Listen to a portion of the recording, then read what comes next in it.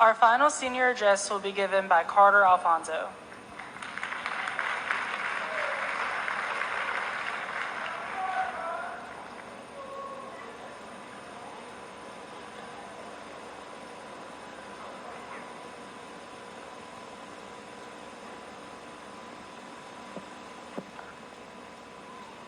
Good evening, and thank you all for allowing me to speak to you today.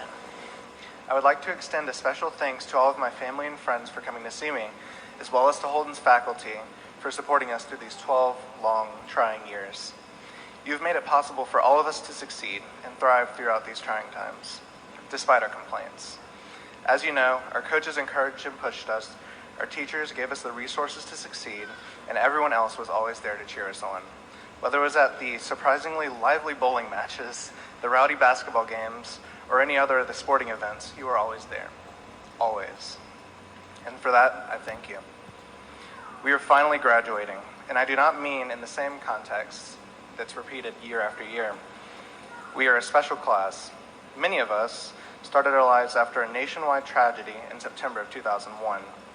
We began our education after Hurricane Katrina, and we started high school during a traumatic flood. And we're ending it in a global pandemic and heightened global tensions. All of this has been and still is truly heartbreaking. Despite all of this, despite experiencing disaster in every major chapter of our lives, the great class of 2020 made it. Your future is in our hands, and I speak to the audience when I say this, so let us make the most of it. I know that this is not the graduation speech anyone thought they would hear. This is not the year that we expected to experience. Let me leave you with a personal anecdote to illustrate my point. Many of my friends and peers know that my father passed away when I was young. He died in a work-related accident when I was 3. As you would expect, my life has been significantly different than other kids my age. As I grew up, I experienced the same milestones that you did, but without a father figure to support me. Of course, anyone that knows me knows that my mother has been greatly supportive throughout my life, and I owe everything to her. I love you.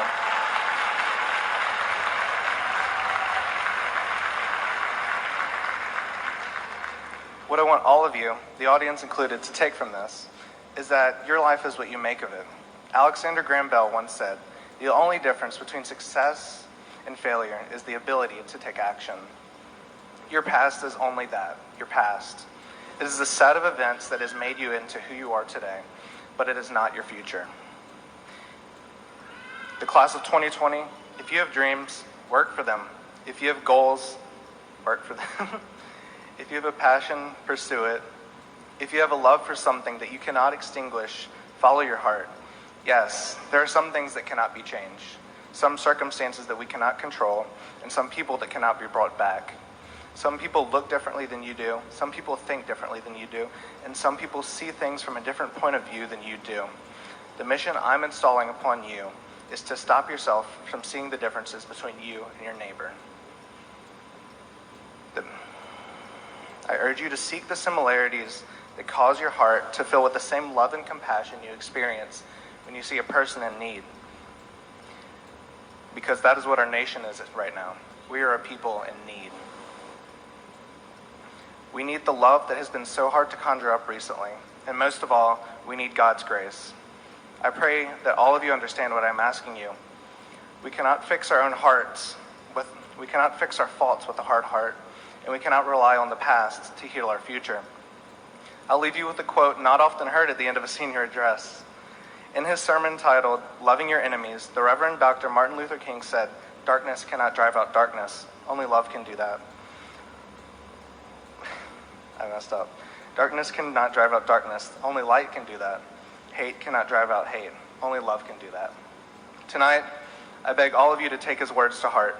Love each other unconditionally. Thank you, and God bless.